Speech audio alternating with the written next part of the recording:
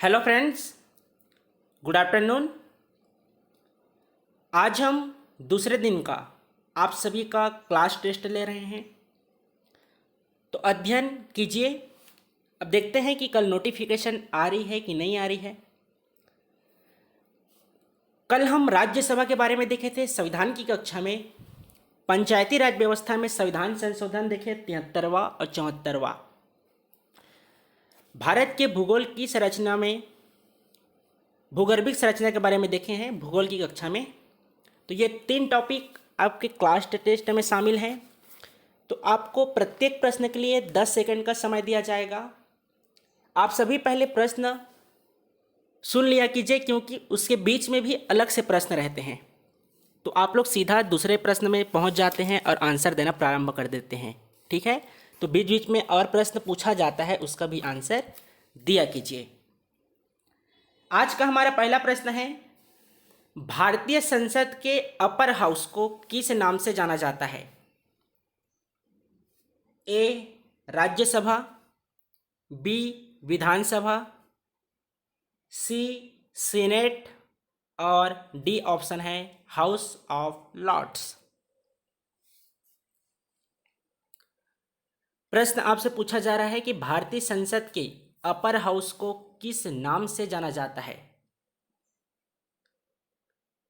ए Rajya Sabha, B विधानसभा, सी senate, D option है house of Lords.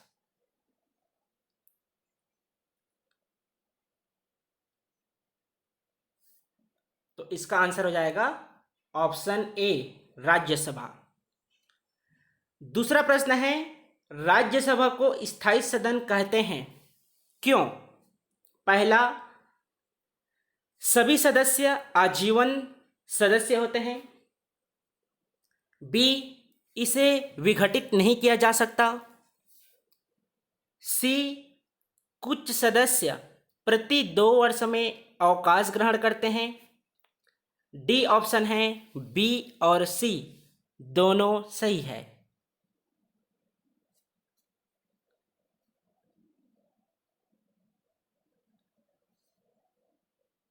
पुनः प्रश्न पढ़ रहा हूं, राज्यसभा को स्थायी सदन कहते हैं क्योंकि सभी सदस्य आजीवन सदस्य होते हैं। बी, इसे विघटित नहीं किया जा सकता। सी, कुछ सदस्य एक बटा कुछ सदस्य प्रति 2 वर्ष में अवकाश ग्रहण करता है। डी ऑप्शन है बी और सी दोनों। तो कौन सा आंसर हो जाएगा? ऑप्शन बी ही सही होगा। क्यों? यदि कुछ सदस्य के स्थान पर यदि 1/3 सदस्य उल्लेखित किया रहता, 1/3 सदस्य प्रति 2 वर्ष के बाद, 2 वर्ष में नहीं है ना, 2 वर्ष के बाद होता है जो अवकाश प्राप्त करते हैं। तो इन सभी बातों को आप ध्यान रखिएगा, पहले समझिएगा संविधान के प्रश्नों को, उसके बाद ही आप आंसर लीजिएगा। चलिए तीसरा प्रश्न है, राज्यसभा में सीटों की अधिकतम संख्या कितनी हो सकती है? सीटों की अधिकतम संख्या कितनी हो सकती है आपसे पूछा जा रहा है। ए ऑप्शन है 250, बी ऑप्शन है 275, सी ऑप्शन है 300, डी ऑप्शन है 500।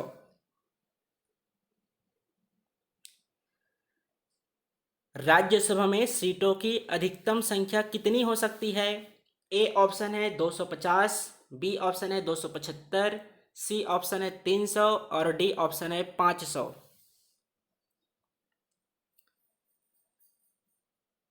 तो याद रखिएगा, अनुच्छेद 80(1) में राज्यसभा में अधिकतम जो सीट है 250 हो सकता है, इसका उल्लेखित किया गया है। इसके अलावा याद रखेंगे 80(1) में ही जो 12 मनोनीत सदस्य होते हैं राज्यसभा में, इनका भी उल्लेख भारतीय संविधान के अनुच्छेद 80(1) में किया गया है। ठीक है, आगे आपको प्रश्न देखने को मिलेगा। तो 250 अधिकतम सदस्य हो सकती है। वर्तमान में कितने सदस्य हैं जी? वर्तमान में राज्यसभा सीटों की संख्या कितनी है?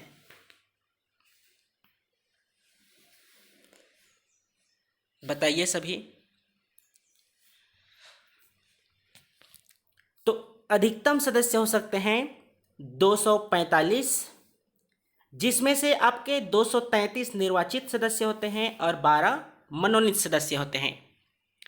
चलिए, चौथा प्रश्न है, वर्तमान समय में राज्यसभा में सदस्यों की संख्या प्रभावी कितनी है? अभी आपसे वही प्रश्न पूछा। ए ऑप्शन है 238, बी 245, सी 250 और डी है 252। बताइए, वर्तमान समय में राज्यसभा में सदस्यों की प्रभावी संख्या कितनी है? तो ऑप्शन बी 245। इन सभी प्रश्नों को आप याद रखिएगा। अगला प्रश्न है, राज्यसभा के लिए राष्ट्रपति द्वारा कितने सदस्य नामित किए जाते हैं अर्थात मनोनीत किए जाते हैं, यह आपसे पूछा जा रहा है। ए ऑप्शन है 2, बी ऑप्शन है 12, सी ऑप्शन है 15, जबकि डी ऑप्शन है 20। तो बताइए आप सभी, जो भारत के राष्ट्रपति हैं, राज्यसभा में कितने सदस्यों का मनोनयन करते हैं? ए ऑप्शन है 2, बी ऑप्शन है 12, सी ऑप्शन है 15 और डी ऑप्शन है 20। तो याद रखिएगा, जो 12 मनोनीत सदस्य होते हैं, इनका प्रावधान अनुच्छेद 80(1) के तहत किया गया है, जबकि राज्यसभा का उल्लेख अनुच्छेद 80 में है। और कल आप सभी देखे हैं कि लोकसभा का उल्लेख अनुच्छेद 81 में है। आप सभी बताइए, लोकसभा में 2 एंग्लो इंडियन जो मनोनीत किया जाता है, उसका प्रावधान भारतीय संविधान के कौन से अनुच्छेद में है? लोकसभा में 2 एंग्लो इंडियन का मनोनयन किया जाता है, इसका प्रावधान भारतीय संविधान के कौन से अनुच्छेद में किया गया है? देखिए, ये प्रश्न महत्वपूर्ण है। अगर आगे आने वाले दिनों में हम राज्य की कार्यपालिका में भी अध्ययन करेंगे, विधानमंडल, विधान परिषद के बारे में। यदि आप लोकसभा और राज्यसभा को समझ गए होंगे तो आसानी से आप विधानमंडल, विधान परिषद को भी समझ जाएंगे, विधानसभा। ठीक है, जिस तरह से हम संसद के में राष्ट्रपति पढ़े हैं, उसी तरह राज्यपाल को भी हम अध्ययन करेंगे। इसलिए संघ की कार्यपालिका को इतने विस्तार से पढ़े हैं। ठीक है, तो इसका अध्ययन अभी तक नहीं किए होंगे तो कर लीजिएगा। कल की कक्षा में प्रस्ताव है, भारत सरकार की प्रमुख निधियां हैं, इसके अलावा कुछ कुछ वित्तीय समितियां गठित हुई थी। ये आपके सेकंड लास्ट टॉपिक है संघ की कार्यपालिका का, और अंतिम टॉपिक रहेगा सुप्रीम कोर्ट और हाई कोर्ट का तुलनात्मक अध्ययन। तो 12 सदस्य मनोनीत होते हैं, और जो अभी आपसे प्रश्न पूछा 2 एंग्लो इंडियन, तो 331 उसका आंसर है। छठवां प्रश्न, राज्यसभा में प्रतिनिधित्व होता है, राज्यसभा में प्रतिनिधित्व होता है। ए ऑप्शन है राज्यों का, बी ऑप्शन है संघ शासित क्षेत्र का, सी ऑप्शन है उपयुक्त दोनों, और डी ऑप्शन है उपयुक्त में से कोई नहीं। इसी में आप कल सभी गलतियां किए थे, जिसमें आप सभी को पूछा गया था कि भारत में जो लोकसभा है किसका प्रतिनिधित्व करता है, तो आप सभी राज्यों और केंद्र शासित प्रदेश को आंसर लिए थे, जबकि विकल्प में आपका भारतीय जनता भी शामिल था। तो लोकसभा भारतीय जनता का प्रतिनिधित्व करता है, क्योंकि वे प्रत्यक्ष तौर पर चुने जाते हैं। तो यहाँ पर कौन सा आंसर हो जाएगा? ऑप्शन सी, राज्यसभा में प्रतिनिधित्व राज्यों से भी होते हैं और संघ शासित क्षेत्रों से भी होते हैं। अगला प्रश्न देखिए, 7वां प्रश्न है, जिन संघ शासित क्षेत्रों में विधानसभाएं नहीं होती उनके प्रतिनिधि किस प्रकार चुने जाते हैं? जिन संघ शासित क्षेत्र में विधानसभा नहीं होते हैं उनके प्रतिनिधि किस प्रकार चुने जाते हैं? ए ऑप्शन है विशेष निर्वाचक मंडल द्वारा, बी ऑप्शन है उपराज्यपाल द्वारा मनोनीत, सी ऑप्शन है वहाँ की जनता द्वारा प्रत्यक्ष रूप से, डी ऑप्शन है उपयुक्त में से कोई नहीं। तो देखिए, जो हम क्लास में अध्ययन नहीं किए हैं तो वह आपको प्रश्न में ही मिल पाएगा, तो प्रश्न सॉल्व करेंगे तो नए प्रश्नों से भी आप अवगत हो जाएंगे। पुनः रिपीट कर रहा हूँ प्रश्न, जिन संघ शासित क्षेत्रों में विधानसभाएं नहीं होती है उनके प्रतिनिधि किस प्रकार चुने जाते हैं? ऑप्शन ए है विशेष निर्वाचक मंडल द्वारा, बी उपराज्यपाल द्वारा मनोनीत, सी है वहाँ की जनता द्वारा, और डी ऑप्शन है उपयुक्त में से कोई नहीं। तो ऑप्शन ए विशेष निर्वाचक मंडल द्वारा संघ शासित प्रदेश के जो प्रतिनिधि हैं चुने जाते हैं। ठीक है, अगला देखिए 8वां प्रश्न, राज्यसभा में सदस्यों का निर्वाचन किस तरह से होता है?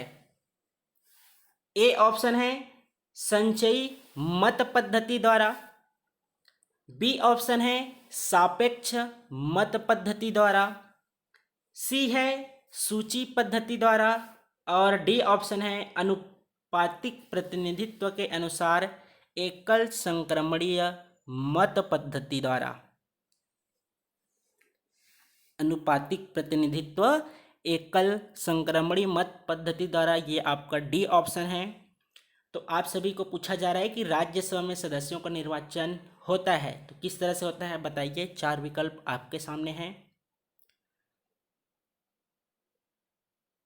तो राज्यसभा के जो सदस्य हैं उनका निर्वाचन अप्रत्यक्ष तौर पर गुप्त मतदान होता है। पद्धति की बात करें तो अनुपातिक प्रतिनिधित्व एकल संक्रमणीय मत पद्धति के द्वारा राज्यसभा में सदस्यों का निर्वाचन होता है। इसको आप याद रखिएगा, ठीक है। और जहाँ भी आपको मान लीजिए प्रश्न अगर आपसे प्रीलिम्स में हो या व्यापम के एग्जाम में हो, अगर नहीं बन रहा है प्रश्न और आपको पहले से अवगत हो चुका है कि आप क्वालिफाई नहीं हो रहे हैं, तो जहाँ पर आपको तुक्का लगाना है तो तुक्का उन प्रश्नों में लगाइएगा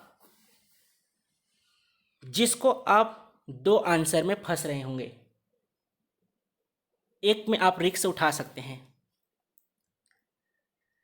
जब आपको पता ही नहीं है उसका आंसर जो प्रश्न पूछा जा रहा है तो उसमें आप देखिएगा कौन से विकल्प का विस्तार अर्थात शब्द सीमा ज़्यादा है।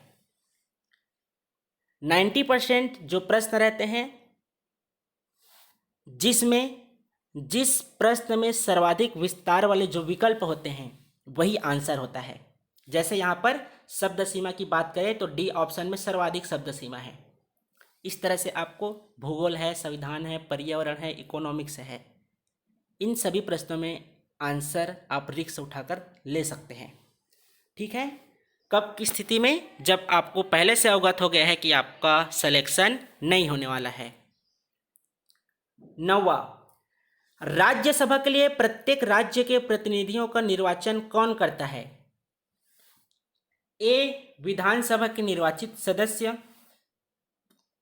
बी विधानसभा के सभी सदस्य, सी विधानमंडल के सभी सदस्य, और डी ऑप्शन है विधानमंडल के निर्वाचित सदस्य। बताइए, राज्यसभा के लिए प्रत्येक राज्य के प्रतिनिधियों का निर्वाचन कौन करता है?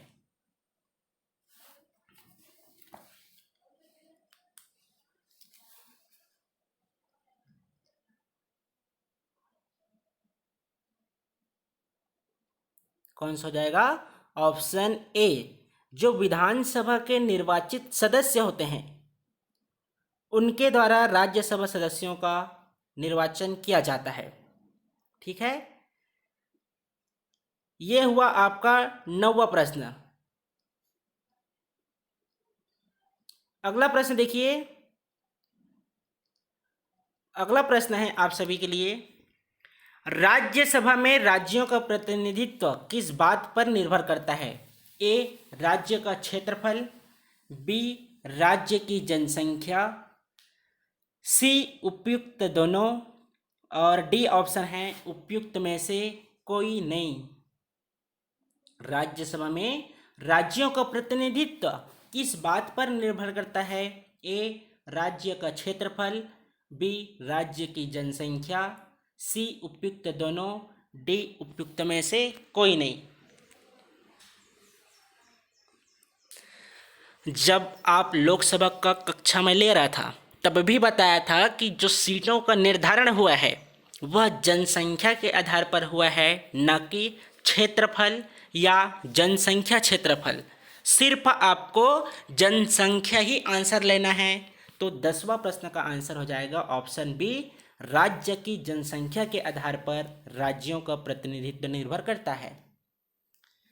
इसीलिए आपका उत्तर प्रदेश का राज्यसभा सीट सर्वाधिक है, ठीक है, जनसंख्या के आधार पर।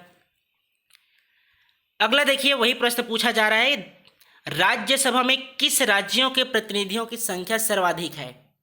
ए ऑप्शन है आंध्र प्रदेश, बी मध्य प्रदेश, सी बिहार, और डी ऑप्शन है उत्तर प्रदेश।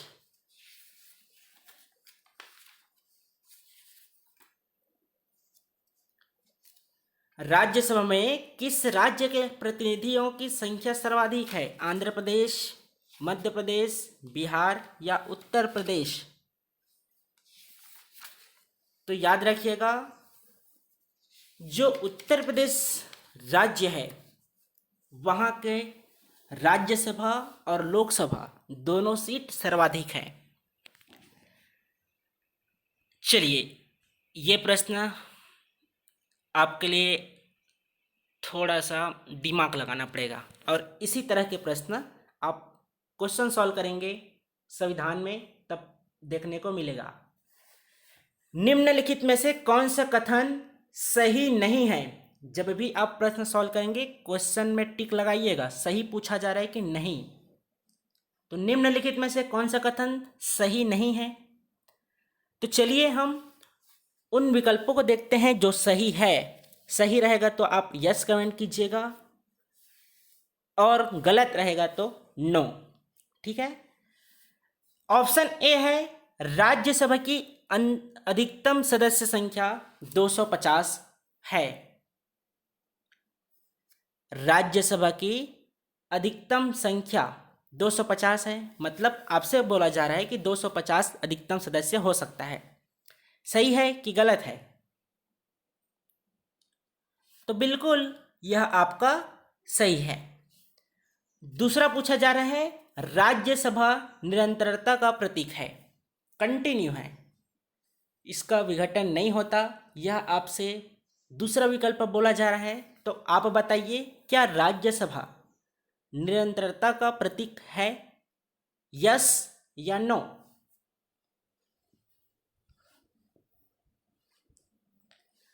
तो ऑप्शन बी, यह आपका सही है कि लोकसभा का विघटन होता है, जबकि राज्यसभा आपका स्थायी सदन है। इसमें सदस्यों द्वारा अपनी सदस्यता कुछ समय के लिए कार्य करते हैं, उनके बाद इनका अवकाश हो जाता है। सी विकल्प देखिए, राज्यसभा के 2/3 सदस्य प्रत्येक दूसरे वर्ष की समाप्ति पर पद मुक्त हो जाते हैं। सही है कि गलत है जी? अच्छे से पढ़िए प्रश्न को, एक बार और बोल रहा हूं।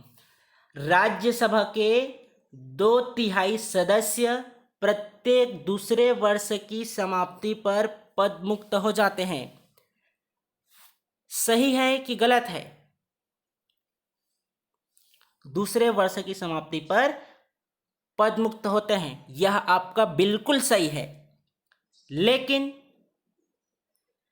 राज्यसभा के 2/3 सदस्य बोला जा रहा है, तो इसको आप ध्यान रखिएगा, 2/3 नहीं है, 1/3 सदस्य अवकाश ग्रहण करते हैं।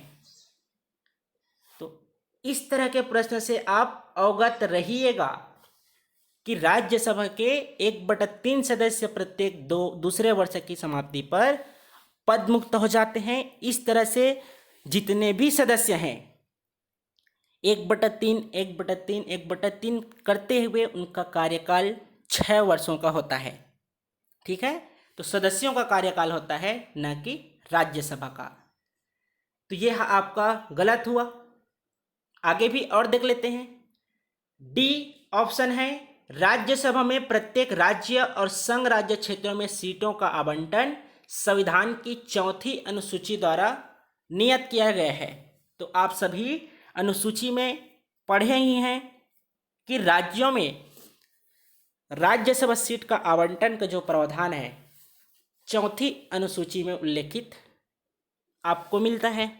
तो इस तरह से ऑप्शन सी आपके गलत है। जबकि 27वां प्रश्न आपसे पूछा जा रहा है कि निम्नलिखित में से कौन सा कथन सही है। पिछले प्रश्न में आपसे पूछा गया था कौन सा सही नहीं है, जबकि इस प्रश्न में पूछा जा रहा है कि कौन सा कथन सही है। सही रहेगा तो यस कमेंट कीजिएगा, नहीं तो नो।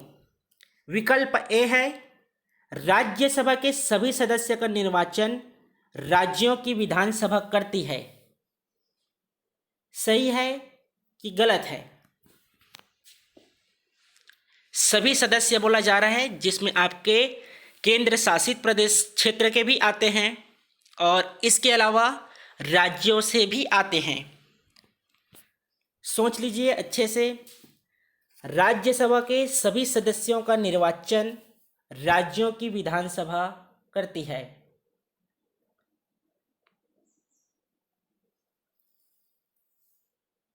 तो हम अभी कुछ देर पहले देखे थे कि जिन क्षेत्रों में विधानसभाएं नहीं होती हैं, संघ शासित क्षेत्र में विधानसभाएं नहीं होती हैं, उनके प्रतिनिधियों को विशेष निर्वाचक मंडल द्वारा चुना जाता है।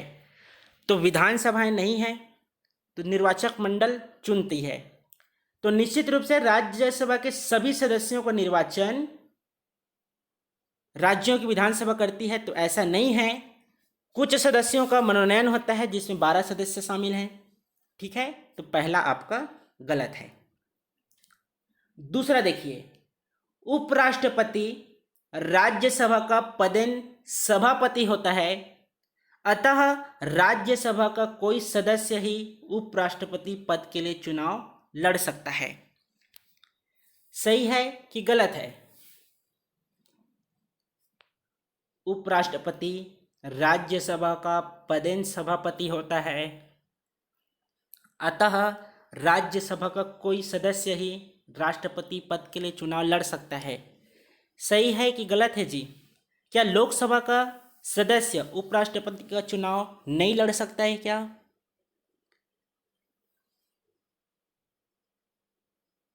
तो ऐसा नहीं है। लोकसभा या राज्यसभा किसी भी सदन से उपराष्ट्रपति बन सकते हैं। सी देखिए, लोकसभा और राज्यसभा में एक बात में अंतर है कि लोकसभा का निर्वाचन कोई भी प्रत्याशी भारत के किसी भी राज्य से लड़ सकता है, परंतु राज्यसभा का प्रत्याशी सामान्यतः वही का होना चाहिए जहां से वह प्रत्याशी बन रहा है। सही है कि गलत है? एक बार और देखते हैं विकल्प को। लोकसभा और राज्यसभा में एक बात में अंतर है कि लोकसभा का निर्वाचन कोई भी प्रत्याशी भारत के किसी भी राज्य से लड़ सकता है, परंतु राज्यसभा का प्रत्याशी सामान्यतः वहीं का होना चाहिए जहां से वह प्रत्याशी बन रहा है। तो सही है, राज्यसभा का जो सदस्य है वहीं का होंगे, तभी ना वहां के विधानसभा के सदस्य उनको चुनेंगे। तो यह आपका बिल्कुल सही है कि जो राज्यसभा के सदस्य का चुनाव लड़ने वाला है उसके विधानसभा क्षेत्र उसके अंतर्गत ही उन राज्यों से होना चाहिए। और जैसा आपको अभी कुछ देर पहले बताया, आपको आंसर पता नहीं है और तुक्का लगाना है। तो देखिए कितना इनका शब्द सीमा है, लगभग 30 शब्द आपको देखने को मिल रहा है। तो आप इसको आंसर यदि पता नहीं है तो ले सकते हैं। डी देख लेते हैं, क्या यह भी तो सही तो नहीं है। तो भारत के संविधान में राज्यसभा के नामित सदस्य की मंत्री पद पर नियुक्ति का स्पष्ट शब्दों में निषेध है। क्या मना किया गया है कि जो 12 मनोनीत सदस्य होते हैं राज्यसभा में वे मंत्री नहीं बन सकते हैं? क्या इस तरह से कहीं प्रावधान किया गया है? तो यह आपका गलत है, ऐसा कहीं भी वर्णन नहीं किया गया है। तो ऑप्शन सी आपका सही हुआ। अगला देखिए, लोकसभा और राज्यसभा में गणपूर्ति संख्या कितनी है? कल आप सभी को बताया था। ए, कुल सदस्य संख्या का 1/5, कुल सदस्य संख्या का 1/6, सी है कुल सदस्य संख्या का 1/10 और डी है कुल सदस्य संख्या का 1/8। तो बताइए गणपूर्ति कितनी होनी चाहिए? स्थानीय निकाय, ग्राम पंचायत, जनपद पंचायत और जिला पंचायत में भी अध्ययन करेंगे। आप लोगों के लिए 2 जो कक्षाएं हुई हैं पंचायती राज व्यवस्था का, वह किसी नेटवर्क इशू के कारण लाइव नहीं हो पाया है। आज से पुनः सभी कक्षाएं आपके प्रीमियर के रूप में चलेंगी, जिसमें आप सभी लाइव क्लास अटेंड कर सकते हैं। संविधान की कक्षा सुबह, इस समय हम प्रश्न सॉल्व करते हैं, यह भी लाइव चैट का ऑप्शन रहता है। आज से ही पंचायती राज व्यवस्था भी आपका प्रीमियर के रूप में आप अध्ययन करेंगे, तो समय निकालिएगा। लाइव पढ़ने में अलग ही अच्छा लगता है, ऐसा अनुभव होता है कि जैसे आप क्लास में पढ़ रहे हैं। ठीक है, अपलोडेड वीडियो अलग होता है। और भारत का भूगोल, यह भी आपका लाइव क्लास के रूप में चल रहा है। तो इस तरह से आपके चारों क्लास लाइव के रूप में अभी हो रहे हैं। तो देखिए गणपूर्ति जो है 1/10 होना अनिवार्य है। अगला देखिए, राज्यसभा में गणपूर्ति के लिए निर्धारित संख्या कितनी है? तो चलिए, ए ऑप्शन है 25, बी 50, सी 75 और डी 100। तो आप निकालिए 1/10 हिस्सा राज्यसभा में गणपूर्ति। 1/10 से ऐसा है 10% निकालिएगा।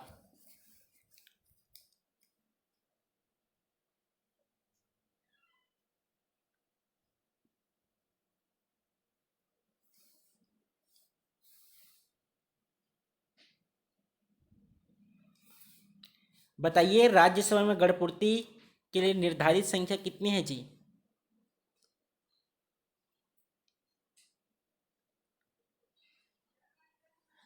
तो देखिए, जब आप 10% निकालेंगे 245 का, तो 24.5 आएंगे।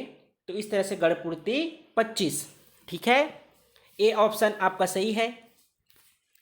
30वां प्रश्न है, राज्यसभा को भंग करने का अधिकार किसे प्राप्त है? ए, राष्ट्रपति को, बी, उपराष्ट्रपति को, सी, उच्चतम न्यायालय को, डी, उपयुक्त में से कोई नहीं। राज्यसभा को भंग करने का अधिकार किसे प्राप्त है? आप सभी एक बार प्रश्न को अच्छे से समझिए। ए, राष्ट्रपति को, बी, उपराष्ट्रपति को, सी, उच्चतम न्यायालय को, डी, इनमें से कोई नहीं। देखिए जी, अच्छे से पढ़िए, इसीलिए आप लोगों को भले ही मैं एक बार नहीं 2 बार वही शब्दावली को प्रयोग करता हूँ, आप स्वयं देखे होंगे क्लास जब लेता हूँ तो रिपीटेड वही बातों का बार बार उल्लेख करता हूँ। क्यों? क्योंकि यह प्रश्न आपसे पूछा गया है और आप इस तरह से गलती ना करें, इसलिए बोला जाता है। राज्यसभा आपका स्थायी सदन है, तो इसे विघटित या भंग हम नहीं कर सकते हैं। राज्यसभा स्थायी सदन है, इसलिए इसे विघटित या भंग नहीं कर सकते हैं। तो प्रश्न आपसे पूछा जा रहा है कि राज्यसभा को भंग करने का अधिकार किसे प्राप्त है? तो किसी को भी प्राप्त नहीं है। ठीक है, क्योंकि वह एक स्थायी सदन है। तो ऑप्शन डी आपका सही हो जाएगा। अगला प्रश्न है, राज्यसभा का सभापति कौन होता है? ए ऑप्शन है लोकसभा अध्यक्ष, बी ऑप्शन है उपराष्ट्रपति, सी प्रधानमंत्री और डी ऑप्शन है राष्ट्रपति। इसको एक बार नहीं कई बार देखे हैं कि राज्यसभा का सभापति कौन होता है। ए ऑप्शन है लोकसभा अध्यक्ष, बी उपराष्ट्रपति, सी प्रधानमंत्री, डी राष्ट्रपति। तो आंसर हो जाएगा ऑप्शन बी। जो उपराष्ट्रपति होता है वह राज्यसभा का पदेन रूप से सभापति होता है। अगला देखिए, किस सदन में अध्यक्ष उस सदन का सदस्य नहीं होता है। ए लोकसभा, बी राज्यसभा, सी विधानसभा, डी विधान परिषद। किस सदन में अध्यक्ष उस सदन का सदस्य नहीं होता है। ए ऑप्शन है लोकसभा, बी राज्यसभा, सी विधानसभा और डी ऑप्शन है विधान परिषद।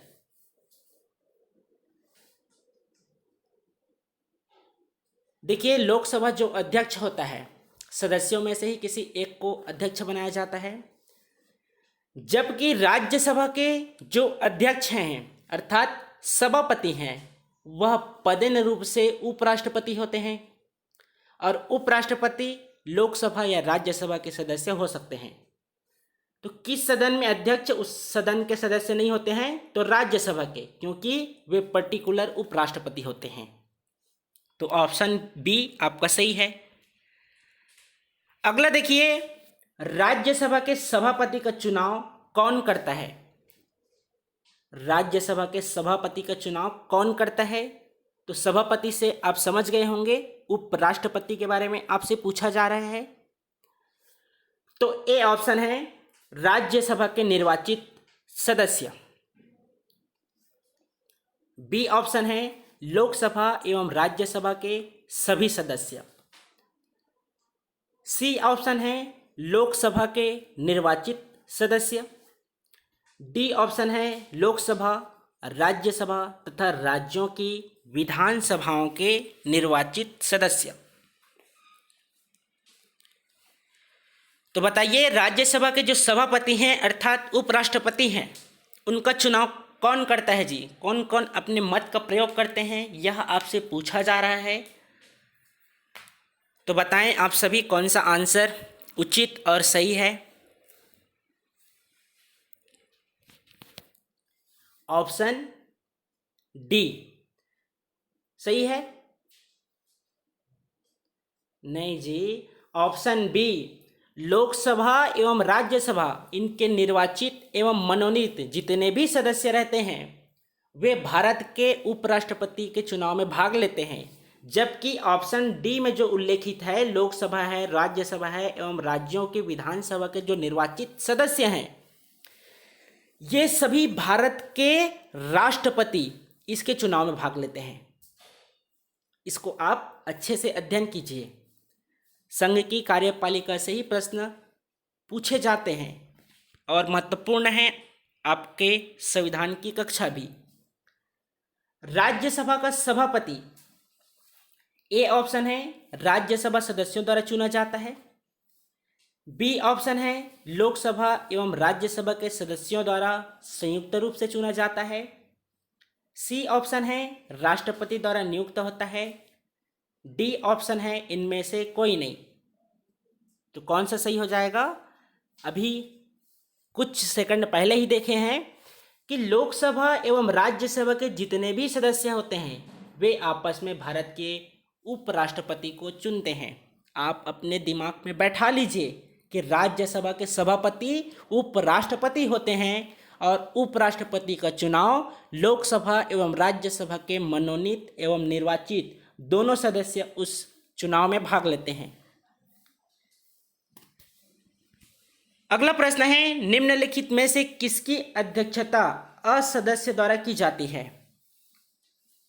असदस्य अर्थात उस सदन का सदस्य नहीं होता है, वह लोकसभा या राज्यसभा किसी के भी सदस्य के चुने हुए एक उपराष्ट्रपति होता है।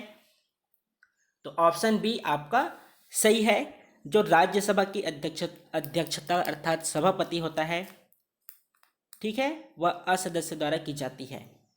अगला प्रश्न है, राज्यसभा के सभापति की अनुपस्थिति में राज्यसभा का कार्य संचालन कौन करता है?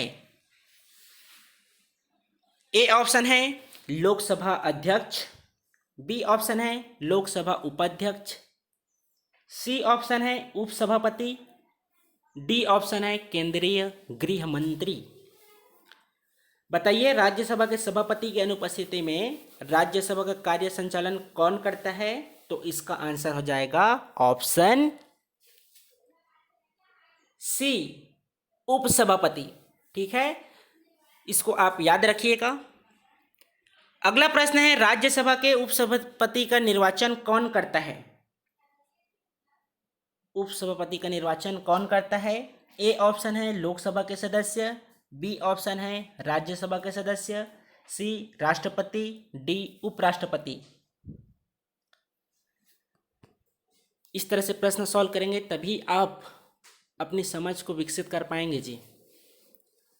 पढ़ लेना रट लेना अलग बात है, तार्किक होना चाहिए जब प्रश्न आप सॉल्व करते हैं। तो देखिए, राज्यसभा के जो उपसभापति होते हैं वे राज्यसभा के सदस्य होते हैं। राज्यसभा के सदस्यों में से ही किसी एक को उपसभापति के रूप में चुना जाता है, उनका निर्वाचन होता है। जबकि जो सभापति है, आप देख लिए कि वह उपराष्ट्रपति होता है, किसी भी सदन से हो सकते हैं। इसी तरह लोकसभा के जो अध्यक्ष और उपाध्यक्ष होते हैं वह लोकसभा के सदस्य होते हैं। अगला प्रश्न है, देखिए, क्या राज्यसभा का सभापति संसद के दोनों सदनों के संयुक्त अधिवेशन की अध्यक्षता कर सकता है? ए ऑप्शन है हाँ, बी ऑप्शन है नहीं, सी लोकसभा अध्यक्ष की अनुपस्थिति में, डी जब लोकसभा अध्यक्ष असमर्थ हो। चलिए आंसर बताइए आप सभी। आपसे पूछा जा रहा है, क्या राज्यसभा का सभापति संसद के दोनों सदनों के संयुक्त अधिवेशन की अध्यक्षता कर सकता है? क्या सही है या नहीं है? सी ऑप्शन है लोकसभा अध्यक्ष की अनुपस्थिति में कर सकता है, डी है जब लोकसभा अध्यक्ष असमर्थ हो।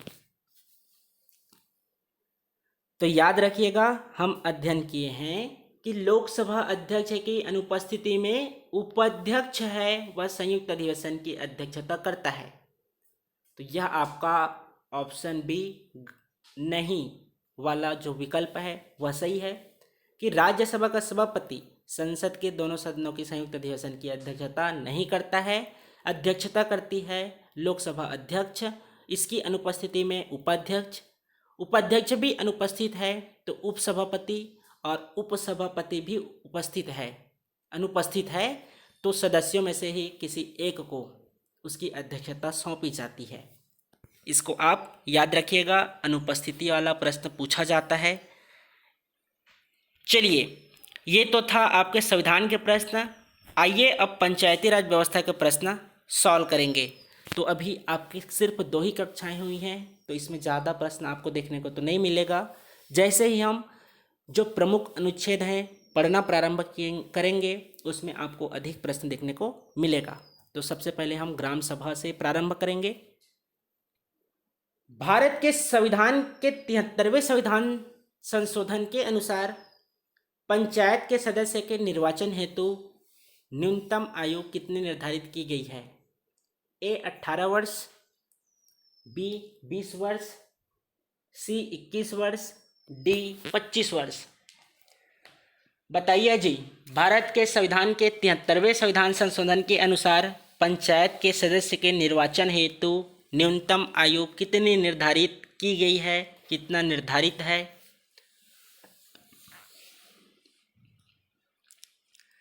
कल या परसों की कक्षा में हम इसका अध्ययन करेंगे। बाकी आप सभी याद रखिएगा, 21 वर्ष स्थानीय जो निकाय हैं, स्थानीय निकाय ग्राम पंचायत, जनपद पंचायत और जिला पंचायत। तो इसका अगर आप किसी वार्ड से या किसी जैसे पंच है या बीडीसी या डीडीसी है इसका चुनाव लड़ना चाहते हैं तो आपकी न्यूनतम आयु 21 वर्ष होनी चाहिए। जबकि आप लोकसभा में अध्ययन किए हैं और सभी बताइए लाइव शेट में कि लोकसभा के लिए न्यूनतम आयु की संख्या कितनी है जी? कोई व्यक्ति यदि लोकसभा का चुनाव लड़ना चाहता है तो उसकी न्यूनतम आयु कितनी होनी चाहिए? सभी बताइए, जितने भी आप प्रश्न सॉल्व कर रहे हैं।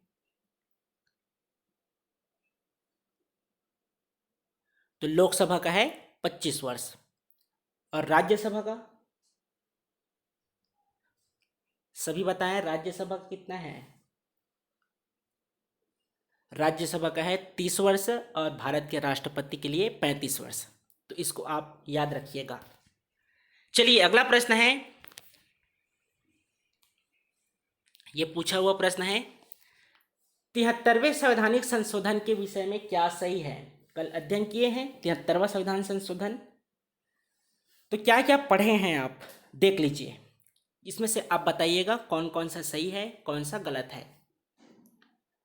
पंचायती राज व्यवस्था को संवैधानिक स्वरूप दिया गया है। संवैधानिक स्वरूप से आशय है, क्या इसका भारतीय संविधान के किसी अनुच्छेद, किसी भाग या किसी अनुसूची में उल्लेखित किया गया है या नहीं किया गया है, यह आपका संवैधानिक है। तो बताइए, पंचायती राज व्यवस्था को संवैधानिक स्वरूप दिया गया है कि नहीं दिया गया है? तो ऑप्शन ए आपका बिल्कुल सही है। अनुच्छेद 243 ए से लेकर 243 ओ तक इसका प्रावधान किया गया है। कौन से भाग में है जी? 73वें संवैधानिक संशोधन का जो आप पंचायती राज व्यवस्था पढ़ते हैं, तो पंचायती राज व्यवस्था का उल्लेख कौन से भाग में है?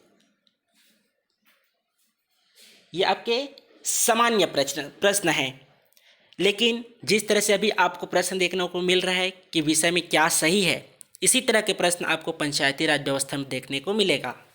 तो अगर आपको कक्षा एक बार में समझ ना आए तो 2 बार देख लीजिएगा, तब भी समझ ना आए तब आप मेरे को व्हाट्सअप SMS कीजिएगा। सबसे फेवरेट सब्जेक्ट मैं अपना मानता हूँ पंचायती राज व्यवस्था को, मेरे को अच्छा लगता है। आप बताइएगा, जब समझ में नहीं आएगा तो व्हाट्सअप SMS कर दीजिएगा।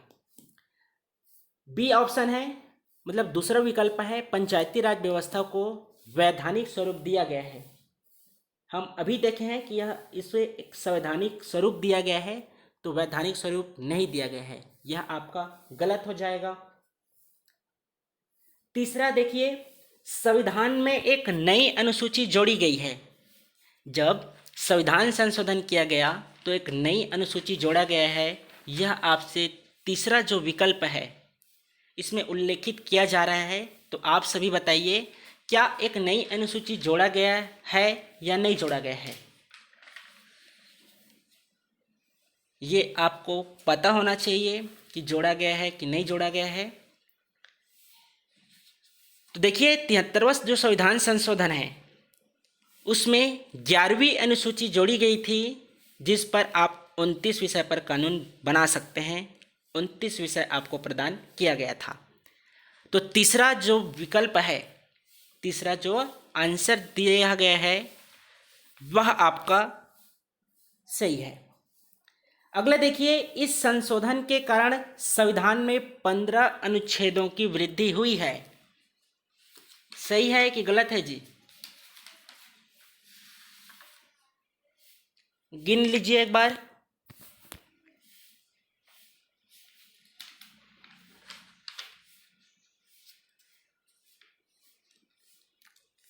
तो इस संशोधन के कारण संविधान में 15 अनुच्छेदों की वृद्धि हुई है, यह आपसे पूछा जा रहा है। तो ये उप अनुच्छेद हैं, ठीक है।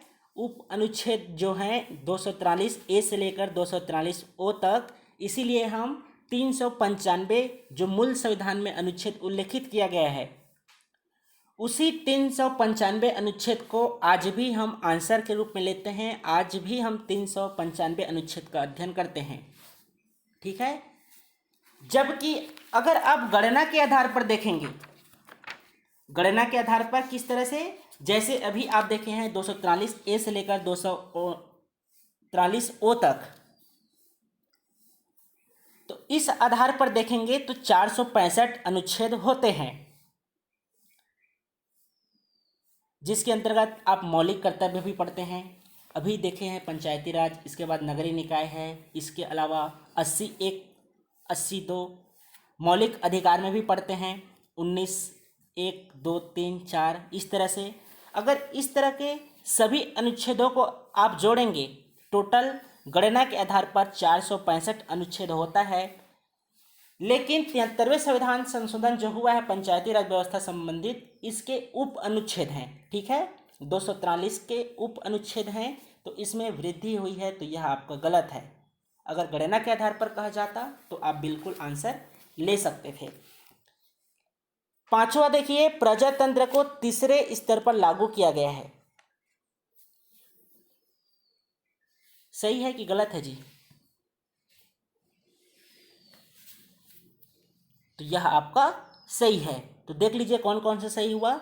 ऑप्शन पहला है, तीसरा है और पांचवा, यह आपका सही हुआ, तो ऑप्शन सी आपका आंसर होगा, ठीक है। तो ये पंचायती राज के सिर्फ 2 ही प्रश्न थे। ग्राम सभा में आपको इससे अधिक प्रश्न सॉल्व कराऊंगा, ठीक है। तो आइए बात कर लेते हैं भारत के भूगोल के प्रश्न के बारे में। तो भारत के भूगोल में क्या प्रश्न है, कल अध्ययन किए हैं, आप सभी आंसर बताइएगा। भारत में स्थित प्राचीनतम समूह की चट्टान है, ए दक्कन ट्रैप, बी कडप्पा तंत्र, सी विंध्यन तंत्र, डी आर्कियन तंत्र और ई ऑप्शन है द्रविड़ियन तंत्र। तो भारत में जो स्थित प्राचीनतम समूह है उसकी चट्टान कौन सा है जी? कल पढ़े हैं,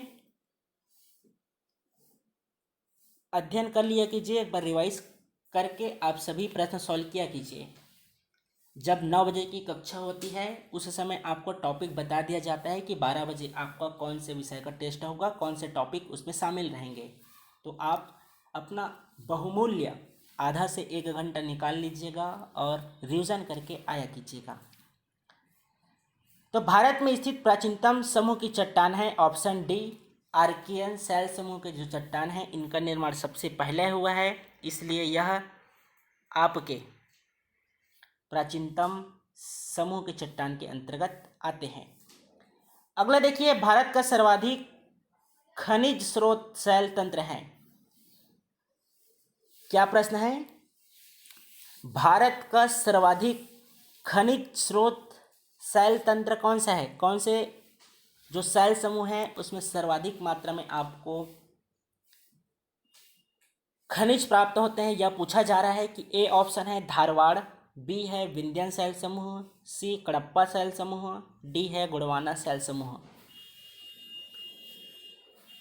तो याद रखिएगा सर्वाधिक खनिज तंत्र किसमें मिलते हैं? तो आपके धारवाड़ शैल समूह में। धारवाड़ शैल समूह, धार आप लोहा को करते हैं तो धारवाड़ शैल समूह में लोहा खनिज प्राप्त होता है। कडप्पा ने बाहुबली को चूना लगाया था तो कडप्पा शैल समूह में चूना पत्थर प्राप्त होता है।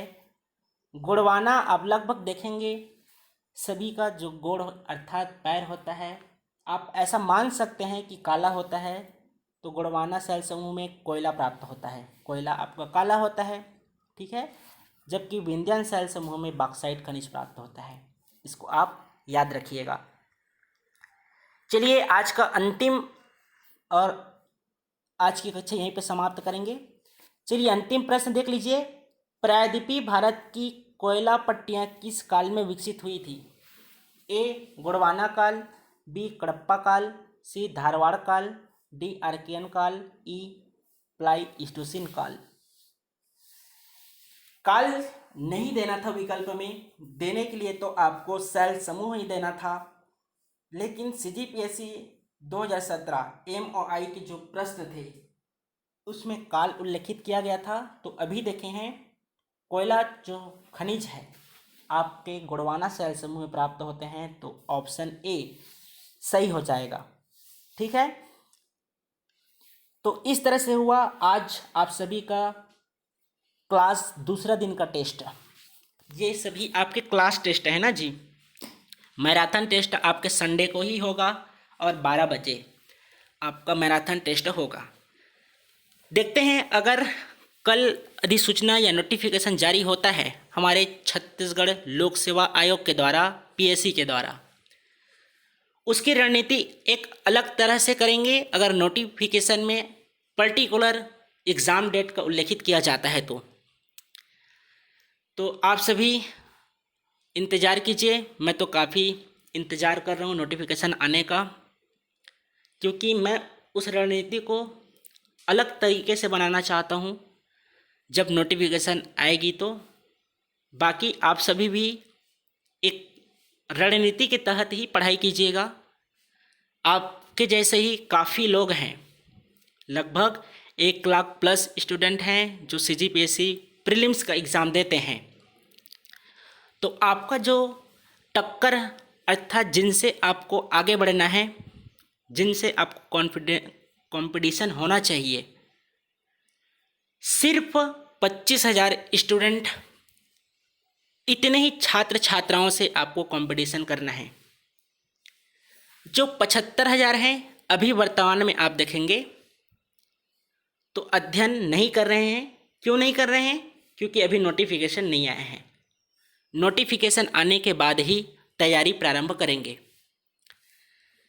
आप प्रारंभ से ही तैयारी कर रहे हैं, भले जितना किए हैं ठीक है, कम किए हैं तो कम से कम आप पढ़ रहे थे, एक रूटीन के तहत अध्ययन कर रहे हैं।